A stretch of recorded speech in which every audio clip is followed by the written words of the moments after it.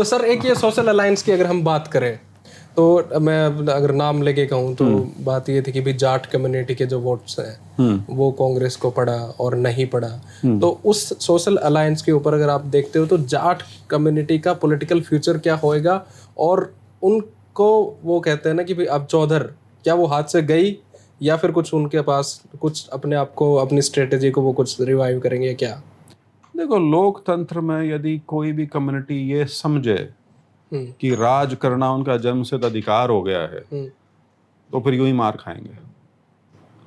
That's a very strong statement. बिल्कुल। जब आप बड़े हैं, आपका दायित्व बनता है खुद का औरों को साथ लेके चलने का, ना कि उनको अपने से दूर हटाने का। और ये चीज हमारे चुनाव में शुरुआत में ही उजागर होगी। अच्छा।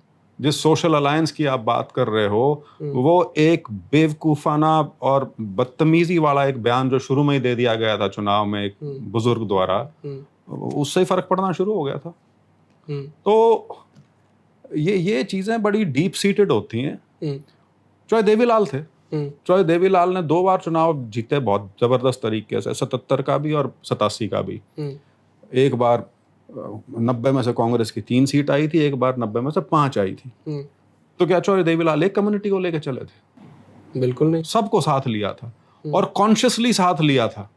और कॉन्शियसली बहुत से लोगों को जितनी उनकी हैसियत थी उससे कहीं ज्यादा अहमियत दी थी, ताकि किसी को यह ना लगे कि ये एक समुदाय विशेष का खेल चल रहा है सारा का सारा। ठीक है, आपका कोर वोट एक होता है, एक समाज का एक हिस्सा है जो आपके पीछे है, लेकिन उसके इर्द गिर्द तो आपको समाज जोड़ना पड़ता है सारा का सारा। हाँ, ये भी है। हमारे यहाँ जो चीज एक बढ़ने लग रही थी, जो मैं कह रहा हूं कि प्रदेश में कौन था जो कांग्रेस को वोट ना देना चाह रहा हो? ठीक बात। अब कांग्रेस वोट ना ही ले तो इसका क्या इलाज है फिर? तो मतलब आप हैरानी मत मानना, बीजेपी वालों को आज तक समझ में नहीं आ रही कि हमारी सरकार बन कैसे गई, और इसीलिए सरकार कुछ नहीं चल रही। कोई मेरे से पूछता है जी सरकार कैसी चल रही है, मैंने कहा जिसी 10 साल से चल रही थी उसी चल रही है। उन्होंने ना कोई नई चीज पेश करी, ना कुछ कह रहे कि हम कर देंगे। 10 साल से चल रही थी, आपने दोबारा वोट देके फिर जितवा दिए, तो जैसी चल रही थी वैसी ही चलेगी। तो ये चीज समझ कब आएगी सर जाट कम्युनिटी को? नहीं, मैं जाट कम्युनिटी की बात नहीं करता, मैं किसी कम्युनिटी की बात नहीं करता, क्योंकि ये वो कौम भी है जिसका राजनीतिक विवेक बहुत गहरा और भारी भी है। ये सर छोटूराम चरण सिंह और चौधरी देवीलाल इनको सिखा के गए हैं। लेकिन कई बार हो जाती हैं गलतियां, कई बार अति आत्मविश्वास कह लो या घमंड कह लो, सिर्फ व्यक्ति विशेष नहीं, सामाजिक तौर पे भी हो जाता है आपका। ओके। हाँ, तो उससे भाई ऐसा क्या है कि 35-1 का नारा उसको लोग सुनना भी बर्दाश्त कर रहे हैं। ठीक बात है। कुछ तो माहौल बनाया है, कुछ तो उसका आधार होगा, वो इनको उसकी विवेचना उसके बारे में खुद सोचना पड़ेगा। आप 2000 छोटूराम जी आज से 80-90 साल पहले एक बात कह गए थे, वो आज तक वहीं की वहीं खड़ी है। बोले किसान 2 बात मेरी ले मान, बोल ना ले सीख और दुश्मन ले पहचान।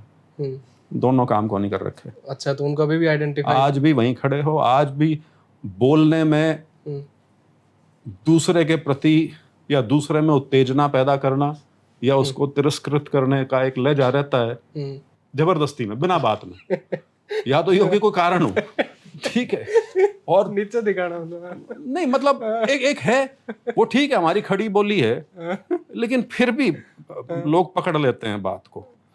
और दूसरा कि यदि आप ऐसी परिस्थिति में जो इस बार थी, उस बार भी यदि चूकने की क्षमता रखते हैं तो राम ही भली करेंगे फिर तो। सर ये 35-1 का स्टार्टिंग क्या 2016 से हुआ है? बिल्कुल। आप प्लीज एलाबरेट करेंगे इसको? एलाबरेट ये है कि पहले भी जो राजनीति थी उसमें एक वो स्ट्रेन रहता था जाट गैर जाट का, लेकिन वो जाट विरोध की राजनीति नहीं थी, वो गैर जाट की राजनीति थी। बीजेपी ने उसको कॉन्शियसली जाट विरोध की राजनीति की है। एक सामाजिक तनाव, समाज में जहर फैलाने का जो काम है वो किया गया है। अदरवाइज तो जाति तो एक सच्चाई है समाज की। हाँ, ठीक बात है। ठीक है, उसमें कई जगह कई जुड़े होते हैं, कई जगह नहीं जुड़े होते, कई जगह तनाव भी होता है, वो सारी चीजें हैं। लेकिन जिस प्रकार का जहर पिछले 10 साल में घोला गया है वो कम से कम पहले हरियाणा में था नहीं। राजनीति चाहे कैसी चली हो, राजनीति तो अब क्योंकि कुछ ही कहो, अंत में राजनीति खासतौर पर इलेक्टोरल पॉलिटिक्स जो है वो आपकी जो समाज की संरचना है उसको भी प्रदर्शित तो करता ही है और काफी हद तक करता है। तो वो सारी चीजें हैं, वो जो आपसी तनाव हैं या आपसी भाईचारा है, पहले कुछ भी था, राजनीतिक मत आपका कुछ भी रहा हो, लेकिन भाईचारा नहीं बिगड़ा हुआ था कभी। अब उसमें कटुता आ चुकी है। अच्छा। और ये मैं जिम्मेवारी के साथ कह रहा हूं, उसमें कटुता आई है और वो कटुता आपके पूरे पॉलिटिकल डिस्कोर्स में आई हुई है राष्ट्रीय स्तर पे। तो ये सर समझ क्यों नहीं आ रही फिर? इसका ऑल्टरनेट क्या है इसको सही करने का? ये देखिए, जब आपका डोमिनेंट एजेंडा देश का विभाजनकारी हो जाए और वो एक ऐसे युग में अपनी सच्चाई ढूंढना शुरू कर दें जो ना किसी ने देखा, ना किसी को पता क्या था क्या नहीं था, तो फिर इस तरह की चीजें डेवलप होती हैं। और ये वो अंग्रेजी में कहते हैं ना, ये वो टाइगर है जिसके ऊपर आप चढ़ जाओ एक बार, शुरू में तो लगता है कि मैं बहुत बड़े शेर की सवारी कर रहा हूँ, बहुत तेजी से चल रहा हूँ, लेकिन आप उससे पर उतर नहीं पाते। उतरोगे तो वही शेर खाता है आपको। अच्छा। तो हम उस रास्ते पे पूरी तरह से आ चुके हैं। ये मैं हरियाणा की सिर्फ बात नहीं कर रहा, मैं देश की बात कर रहा हूँ। एक लार्जर एस्पेक्ट में आप बता रहे हैं।